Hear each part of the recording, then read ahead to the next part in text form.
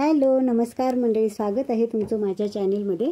आज आपण मसाला भरून दोडका कसा करायचा तो बघूया। चला, दोडका आधी स्वच्छ धुवून त्याचा शिरा काढून घेतला। मसाल्यासाठी लागणारे साहित्य, ही व्हाईट कलरची मी मलाई घेतलेली आहे 4 चमचे। ही फक्त मलाई एक्स्ट्रा आहे, मलाई घातल्यामुळे चव चांगली येते मसाल्याला।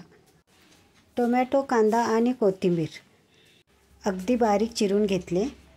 दोडका कट करून त्याला 4 काप करायचे आणि आत काय आहे काय बघायचं। मला एक घाण सवय आहे, नेहमी कोणतीही भाजी असू दे मी कट करून त्याच्यामध्ये किडा वगैरे आहे काय बघत असते। इकडे मसाल्यांची भांडणं सुरू होती। आधी कोण जाणार तव्यात भाजून घ्यायला। शेंगदाणे, खोबरं, थोडेसे जिरे आणि लसूण घालून थोडंसं परतून घ्यायचं। मी इथे मसाले भाजण्यासाठी कुठेही तेल वापरलेलं नाही। मसाल्यांनी भांडण करून येऊन एकत्र त्यांना मिक्सरमध्ये घातलं। त्या भांडणाऱ्या मसाल्यांना शांत करण्यासाठी थोडी कोथिंबीर घातली। कोथिंबीरला बघून सगळे मसाले झाले शांत।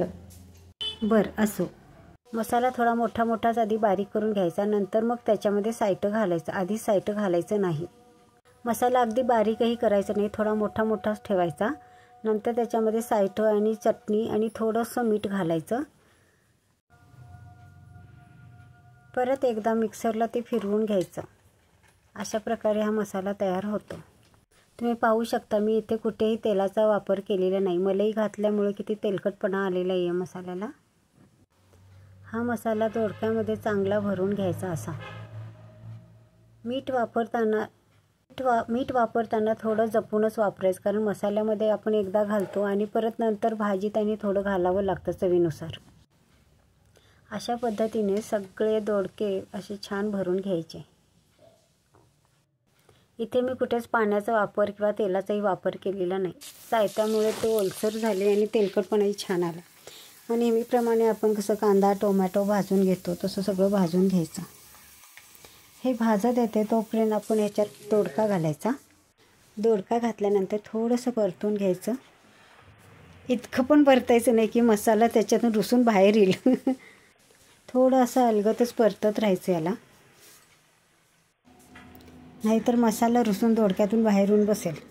गंमत केली हो थोडं आता चवीनुसार मीठ घालायचं आणि असं अलगत परत एकदा ह्याला असं हलवून घ्यायचं। बघा किती छान दिसतोय दोडका। एक 4-5 मिनिटासाठी कुकरचं झाकण लावून ह्याला थोडंसं आपण वाफवून घ्यायचं।